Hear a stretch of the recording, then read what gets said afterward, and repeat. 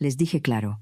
Si querían que yo siguiera pagando la hipoteca, todos teníamos que bajarle al estilo de vida. Y cuando regresé a la casa, me encontré con las chapas cambiadas y mis cosas tiradas afuera en bolsas negras. Piensa en tu actitud, me dijeron. Y sí, pensé. Y decidí hacerles caso, pero no como ellos esperaban. En ese entonces yo tenía 28 años. Me llamo Ana, aunque en mi familia siempre me han dicho Anita. Y la verdad es que, hasta antes del desastre, me iba bien. Tenía un trabajo decente en una empresa grande, de esas que te piden todo, pero también te pagan lo suficiente para respirar. Con prestaciones y a veces un bono. Para mi edad, era un sueldo bueno. Nada de lujos, pero sí para cubrir mis gastos, rentar un departamentito bonito en la Narvarte y todavía darme uno que otro gusto, sin estar contando monedas. Yo llevaba meses con una idea fija: comprar mi propio lugar. Ya estaba cansada de pagar renta como si fuera dinero tirado a la basura. Quería construir algo mío, un patrimonio, aunque fuera un departamento chiquito. Así que abrí una cuenta de ahorro solo para eso. Cada mes, en cuanto caía mi nómina, apartaba lo que pudiera y lo transfería. Ver el número subir me daba paz. Era como decirme a mí misma: vas bien, ya estás más cerca. Además, por costumbre, yo tenía otro guardadito aparte, un fondo para emergencias. No era enorme, pero me daba tranquilidad para un imprevisto, sin tocar mi ahorro de vivienda. Mi vida tenía una rutina bonita. Trabajar entre semana, salir con amigas de vez en cuando, poner una serie en la noche, pedir algo de comer cuando no quería cocinar, llegar, quitarme los zapatos, estar en silencio, nadie metiéndose, nadie reclamando. Por primera vez en años sentía estabilidad. Ya no vivía al día, ya podía planear. Hasta que un martes en la noche sonó el teléfono. Yo me acuerdo perfecto porque estaba viendo un programa de cocina y pensando en qué iba a cenar. Cuando vi el nombre de mi mamá en la pantalla, me quedé helada. No porque no quisiera hablar con ella, sino porque mi mamá casi siempre me llamaba los fines de semana. Un martes se sentía raro, como si algo estuviera fuera de lugar. Contesté. «Anita, necesitamos hablar», dijo en cuanto escuchó mi voz. Sonaba temblorosa, como si estuviera aguantando el llanto. «¿Qué pasó, mamá?», pregunté, bajándole al volumen de la televisión. «¿Puedes venir hoy? Tu papá y yo tenemos que platicar contigo. Es importante». No iba a sacarle nada por teléfono, así que agarré mis llaves y me fui. Mis papás, Marta y Ernesto, vivían en Ciudad Satélite, en Naucalpan. De la Narvarte para allá, sin tráfico, serían como 30 minutos. Pero ya sabemos cómo se pone el periférico, así que llegué sintiendo que se me iba apretando el pecho con cada semáforo. Cuando entré, los dos estaban sentados en la mesa de la cocina. Mi mamá tenía los ojos rojos e hinchados, había pañuelos tirados y 2 tazas de café vacías. Mi papá se veía distinto, como si en unas semanas le hubieran echado encima varios años. «Siéntate, hija», dijo mi mamá, señalando la silla de enfrente. Me senté, y lo primero que pensé fue: «Esto está grave. ¿Qué está pasando? Me están asustando», solté, sin poder evitarlo. Mi papá se aclaró la garganta, mirando sus manos. «Me van a recortar del trabajo». Sentí como si me hubieran dado un golpe directo al estómago. Mi papá llevaba casi 20 años en la misma planta industrial, por la zona de Tlalnepantla. Era de esos hombres que no faltan, que no se quejan, que cumplen. «¿Cómo que te van a recortar? ¿Cuándo? ¿Por qué?», empecé a preguntar, una tras otra, como si hablando rápido pudiera deshacer la noticia. «A fin del próximo mes», dijo, bajito. «Están cerrando el área. Reestructuraron todo. Dicen que van a mover parte de la operación. Somos un montón los que nos quedamos fuera. Y desde hace semanas ya nos habían bajado horas». Mi mamá le apretó la mano como si con eso pudiera sostenerlo.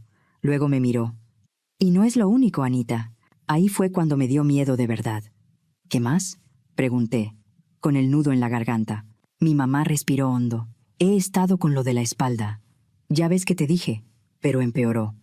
«El doctor me dijo que tengo que bajar horas.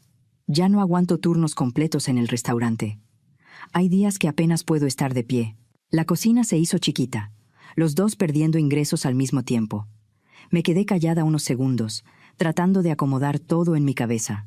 «¿Y qué van a hacer? No hay forma de...?» «No sé. ¿Buscar otra cosa? ¿Y lo del doctor? ¿No hay tratamiento? Dije, porque necesitaba decir algo. Mi papá negó con la cabeza. Tu mamá lleva meses yendo y viniendo. Medicinas, terapias, estudios. Le recomendaron un procedimiento. En el público, la espera es larga, y en particular sale carísimo. Y entre eso y los gastos de la casa, se nos hizo bola. Mi mamá bajó la voz, como si le diera vergüenza decirlo. Estamos atrasados con la hipoteca. 2 mensualidades vencidas, con recargos. Si no nos ponemos al corriente, podemos perder la casa.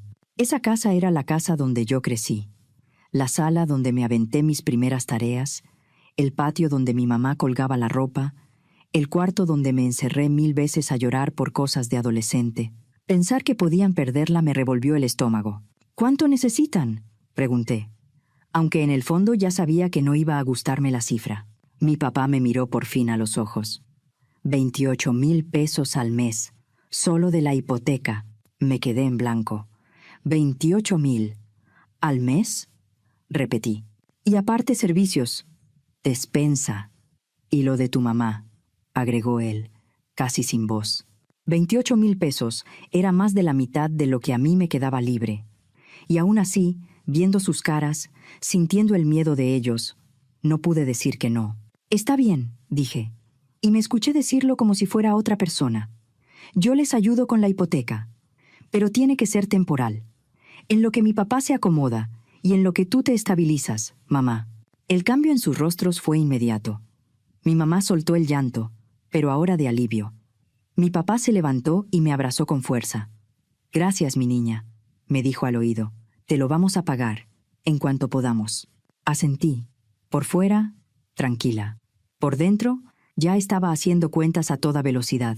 Su hipoteca, mi renta, mis gastos, mi ahorro para vivienda, el que me hacía sentir que avanzaba, quedaba fuera de esto. Ese era mi límite. Lo demás iba a doler. Esa noche les hice una transferencia por el sistema de pagos electrónicos interbancarios desde mi aplicación del banco. Cubrí una mensualidad para frenar el atraso y quedamos en ir emparejando lo demás como se pudiera. Y así empezó todo. Los primeros meses fueron una pesadilla lenta. Lo que se suponía que era solo la hipoteca se convirtió en un hoyo sin fondo. Se descompuso el calentador de agua. Luego el refrigerador empezó a fallar.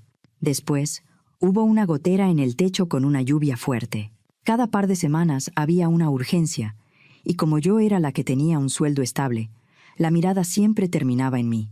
Mi papá consiguió trabajo como guardia de seguridad, turno nocturno, en un supermercado.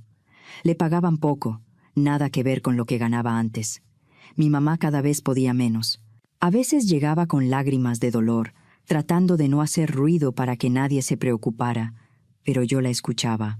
A los 4 meses, yo ya estaba ahogada. Entre transferencias, arreglos, despensa y todo lo demás, me había gastado alrededor de 180,000 pesos de mi fondo de emergencia y de lo que yo guardaba para imprevistos.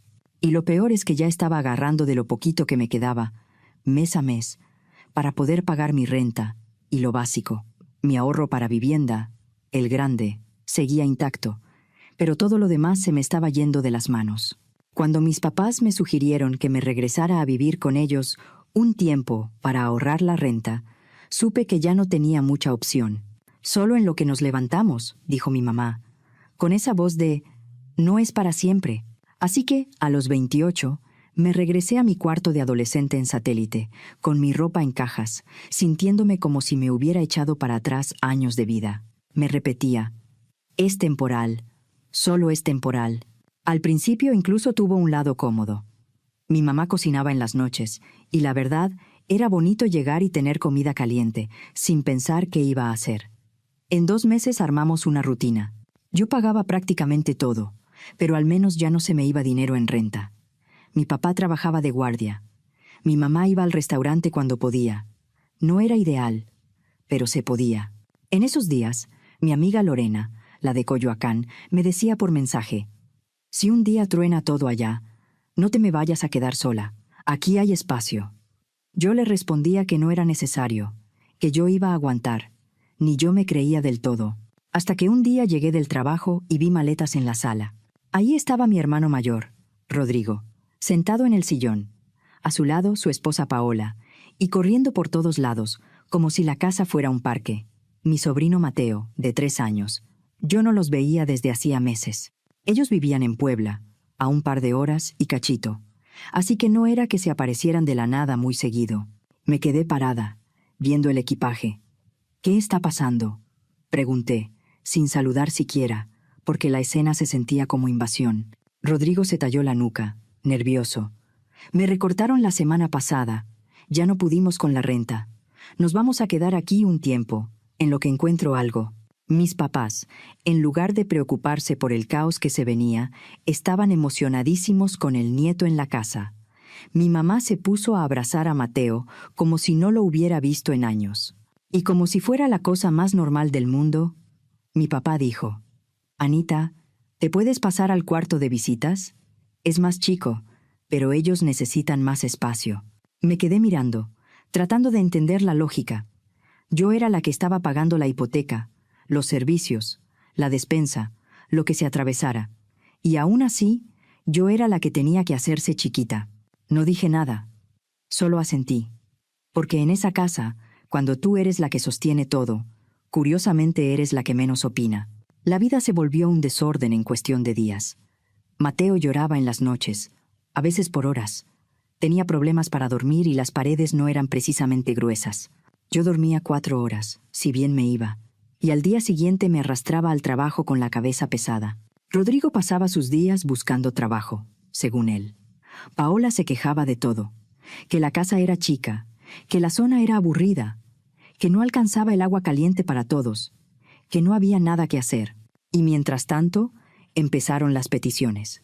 Se va a necesitar más para la despensa. Ahora somos más. Hay que comprarle cosas al niño. Una noche me senté con mi celular y mis cuentas, y me cayó encima la realidad como un balde de agua fría. Todo mi sueldo mensual se estaba yendo ahí. Todo. Cada peso. Mi sueño del departamento ya no estaba en pausa. Estaba enterrado. Yo me aferraba a algo. Mi ahorro grande para comprar vivienda. Ese dinero. Alrededor de 900,000 pesos. Yo me juré que no lo iba a tocar.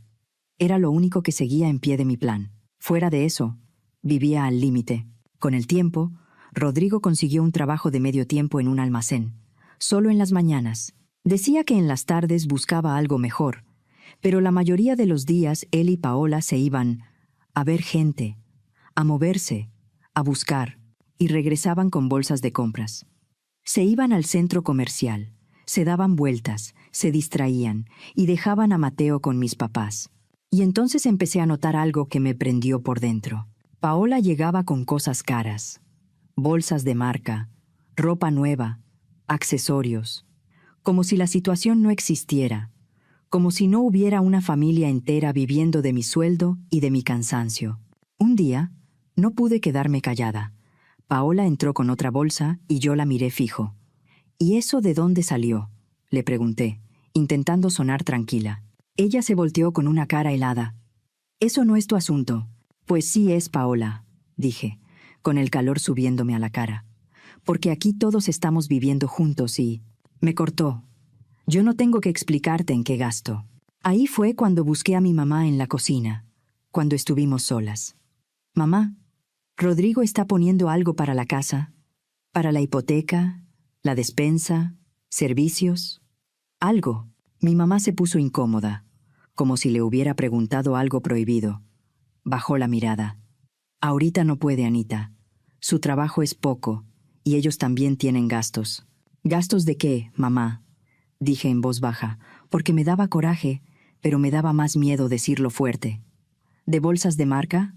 Mi mamá abrió la boca y la cerró. «No empieces». Sentí que algo dentro de mí se quebraba. Yo trabajaba a tiempo completo. Llegaba rendida, dormía mal, pagaba todo. Y mi hermano no podía contribuir mientras su esposa se daba gustos como si nada. Esa noche lo dije en la mesa, en la cena, porque ya no me cabía el silencio. «Rodrigo», dije, intentando mantener la voz pareja, ¿no crees que deberías aportar algo? Estamos todos aquí. Yo estoy pagando la despensa, la hipoteca, todo. Y Paola está comprando cosas caras. No terminé de hablar cuando se encendió el incendio. Rodrigo se levantó un poco del asiento, rojo de la cara. Ya, Anita, deja de meterte. Lo que yo haga con mi dinero no te importa. Paola asentía con la barbilla levantada, como si yo fuera la problemática. Siempre estás con lo mismo, dijo, fingiendo calma. Eres bien intensa con el dinero. Todo lo conviertes en números. Porque soy la única que está poniendo dinero aquí, contesté. ¿Cómo no me va a importar? Estoy pagando literalmente todo. Y lo más doloroso fue lo que vino después. Mis papás, en vez de decir, tienes razón, se pusieron de su lado. Mi mamá frunció la boca y soltó. Ya basta, Anita. Estás siendo malagradecida. La familia no se ayuda para echarlo en cara. Yo no lo estoy echando en cara, mamá, dije, con la voz ya temblándome. Estoy pidiendo algo básico. Que sea parejo.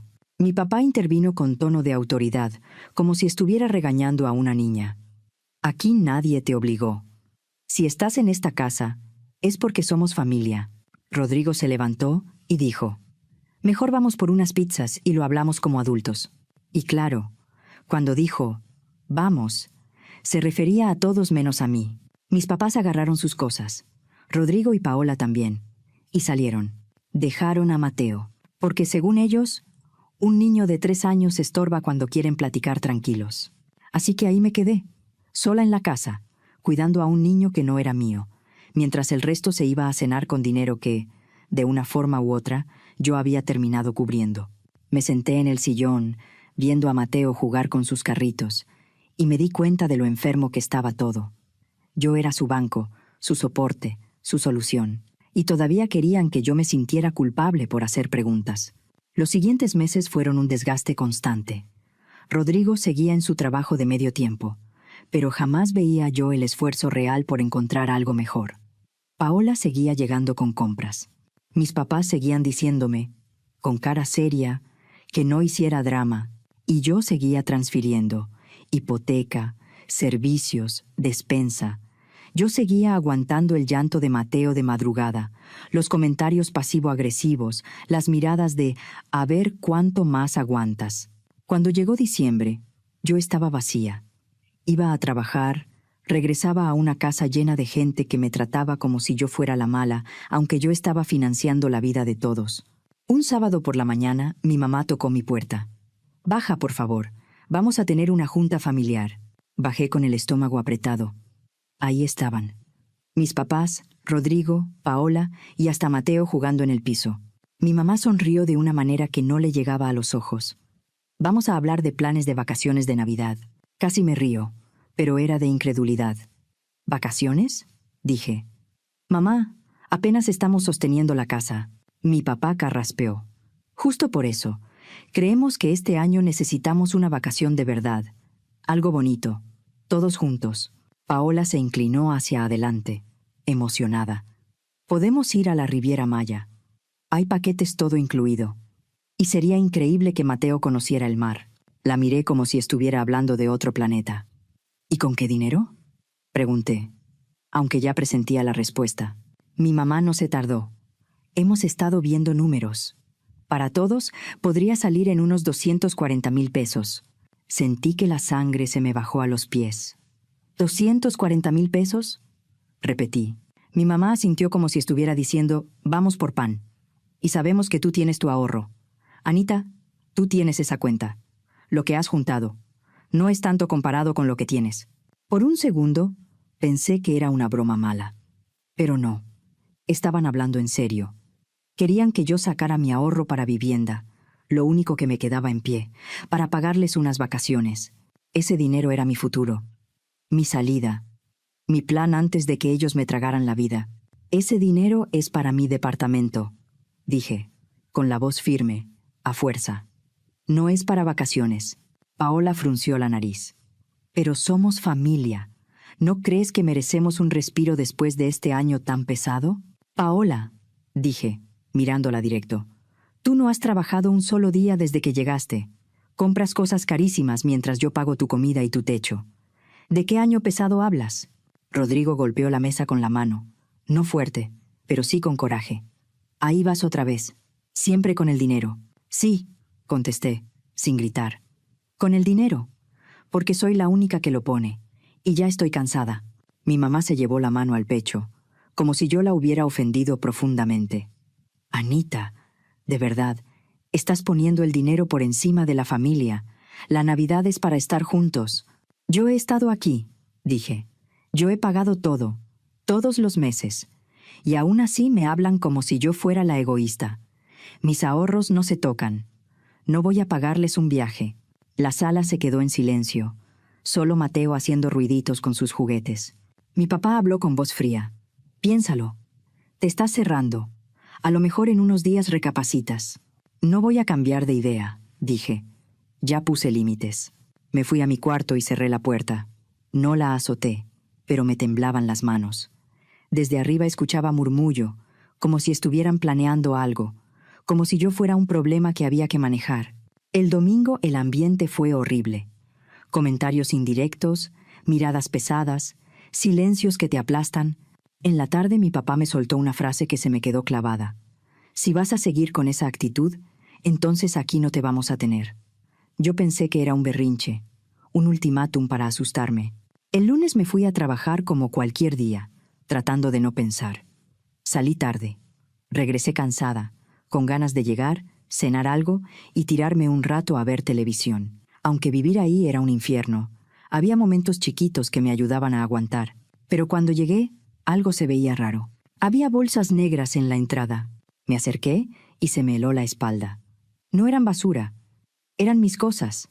Mi ropa, mis libros, mis cosas personales, amontonadas como si fueran trastes viejos que estorban. Saqué mi llave. La metí. No giró. Lo intenté otra vez. Nada. Me quedé con la llave en la mano, viendo la chapa como si fuera un mal chiste. No puede ser, murmuré. Empecé a tocar la puerta con fuerza. ¿Qué es esto? ¿Por qué están mis cosas afuera? Ábranme. Después de un rato, la puerta se abrió apenas, con la cadena puesta. Ahí apareció la cara de mi mamá. Detrás de ella, alcancé a ver a mi papá, a Rodrigo y a Paola, todos parados como si estuvieran en una escena ensayada. ¿Qué significa esto?, pregunté, señalando las bolsas.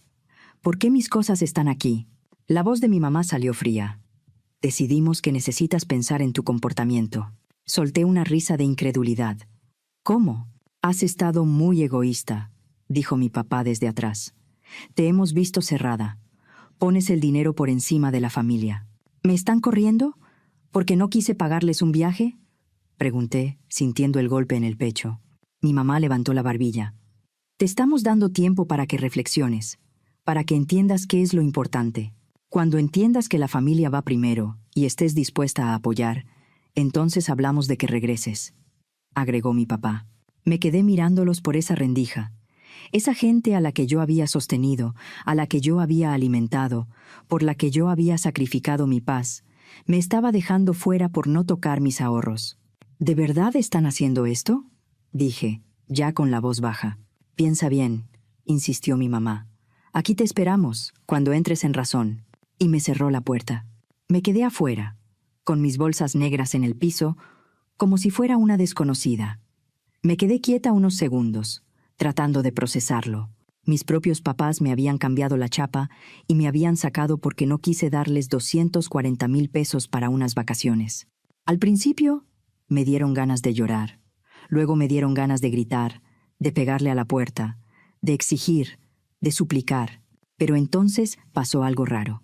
Me empecé a reír. Primero una sonrisa, luego una carcajada que no me salía de burla, sino de alivio.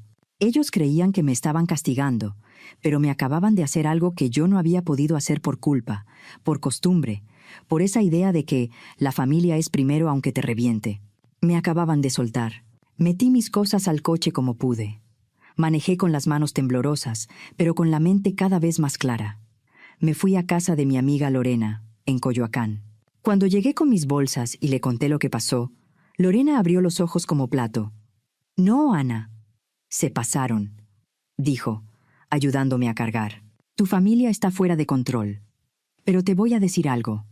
Esto puede ser lo mejor que te pudo pasar». Esa noche dormí en su cuarto de visitas y sentí algo que no había sentido en meses. Silencio. Paz. Nadie pidiéndome dinero. Nadie reprochando. Nadie llorando de madrugada. Los siguientes días fueron como salir de una pesadilla. Podía pensar con claridad. Lorena me dijo que me quedara el tiempo que necesitara, pero yo no quería vivir de nadie. Yo ya había vivido suficiente siendo el soporte de otros. Así que empecé a buscar departamento de inmediato. Volver a ver anuncios de renta se sintió raro, como si hubiera regresado a mi vida anterior. Pero también se sintió emocionante, porque ahora, sin 7 personas colgándose de mi sueldo, yo podía pagar un lugar digno otra vez. En pocos días encontré un departamento de una recámara, en una zona tranquila, no lejos de mi trabajo. Me pidieron depósito y papeles, pero yo tenía cómo comprobar ingresos y lo pude resolver con una póliza. Pagué y firmé lo antes posible. El día que me mudé fue como volver a respirar. Mi espacio, mis reglas, mi silencio. Pude comer lo que quería, poner lo que quería en la televisión, dormirme temprano sin interrupciones. Nadie podía hacerme sentir culpable por decir no. Pasó más de una semana sin llamadas, sin mensajes, sin nada. Yo pensé, a lo mejor de verdad se van a quedar en esa postura absurda de dejarme fuera hasta que yo regrese a pedir perdón. Hasta que, todavía antes de Navidad, llegó el día de pago. Un martes por la mañana sonó mi teléfono. Era mi mamá. Su nombre estaba en la pantalla. Me quedé mirando unos segundos y... no sé por qué. Contesté. Tal vez por curiosidad. Tal vez por incredulidad. Anita, ya es tiempo de la transferencia de la hipoteca, dijo, como si nada hubiera pasado. Como si no me hubieran dejado afuera con mis cosas en bolsas negras. Solté una risa que me salió sola. ¿Perdón? ¿Qué acabas de decir? Pues lo de cada mes, respondió, impaciente. Ya sabes, mamá, dije despacio. Tú me corriste. Cambiaste la chapa. Sacaste mis cosas. ¿Por qué piensas que yo te voy a seguir pagando la hipoteca? Hubo silencio. Un silencio largo. Luego su voz se escuchó distinta, más nerviosa. Pero es que no tenemos el dinero. Tú sabes que sin tu ayuda no podemos. Eso lo debieron pensar antes de querer castigarme por no pagarles un viaje, contesté. Ahora sí les urge, ¿no? Anita, por favor, dijo ella, tratando de suavizar. No seas así. Podemos perder la casa. Entonces Rodrigo puede buscar un trabajo de tiempo completo, dije, firme. Y Paola puede dejar de gastar en cosas caras. Ustedes pueden ajustarse. Opciones hay. Solo no quieren. Pero ya viene Navidad, insistió ella, bajando la voz. No es momento de que la familia esté peleada. Tenemos que estar juntos. Podemos sentarnos, hablar. Tú puedes regresar. Y empezamos de nuevo. Yo no estoy peleando, dije. Solo ya no voy a pagar sus cuentas. Anita, no voy a regresar. Y no voy a mandar un peso más. Ustedes eligieron cuando me sacaron. Se quedó callada, como si no le cupiera.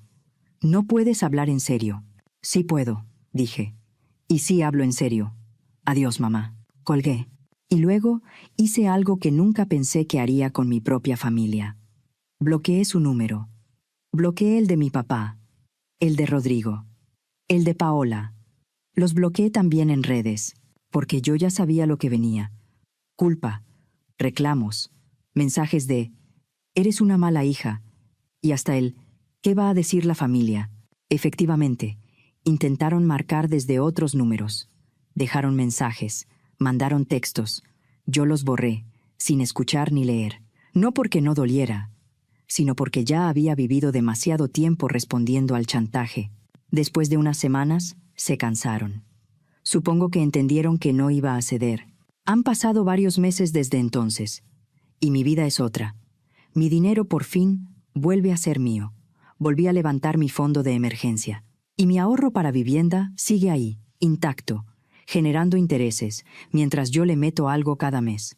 A veces me entero de cosas por familiares. Resulta que, cuando yo dejé de pagar, mi papá tuvo que agarrar otro trabajo aparte del de guardia. Mi mamá, a pesar de su espalda, tuvo que meter más horas cuando pudo. Rodrigo, como ya no tenía de quién colgarse, consiguió un trabajo de tiempo completo. No porque le naciera, sino porque no le quedó de otra. El viaje a la Riviera Maya se cayó, obviamente. Cuando ya no hubo quien lo pagara, el merecemos un descanso se convirtió en a ver cómo le hacemos con la hipoteca. Y sí, hablan mal de mí. Dicen que soy egoísta, que soy malagradecida, que cómo abandoné a mis papás. Un primo me contó que han intentado pintarme como la villana con toda la familia. Algunos parientes incluso me han buscado con el discurso de siempre. La familia es más importante que el dinero. Yo les contesto lo mismo, sin alzar la voz. Si lo sienten tanto, ustedes pueden ayudarles con la hipoteca. Yo ya ayudé de más. Lo más curioso es que ya ni siquiera estoy enojada. Al principio sí. Me ardía el pecho de pensar cómo me usaron. Pero con el tiempo, lo que siento es alivio. Porque la verdad es esta. No se quedaron en la calle. No se murieron de hambre. Solo tuvieron que ajustarse. Tuvieron que hacer lo que debieron hacer desde el principio. Resolver con su propio esfuerzo.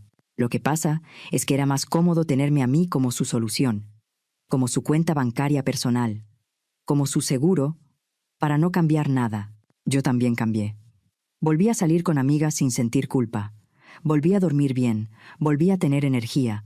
Incluso empecé a salir con alguien, algo que durante esos meses era impensable. ¿Quién iba a querer construir una vida conmigo si yo estaba atrapada en una casa donde me trataban como si no valiera? Ahora estoy viendo opciones de vivienda otra vez. No me estoy aventando a lo loco, pero ya puedo imaginarme firmando algo mío sin que me tiemble el pulso. A veces me pregunto si algún día van a pedir perdón, si algún día van a reconocer que se pasaron.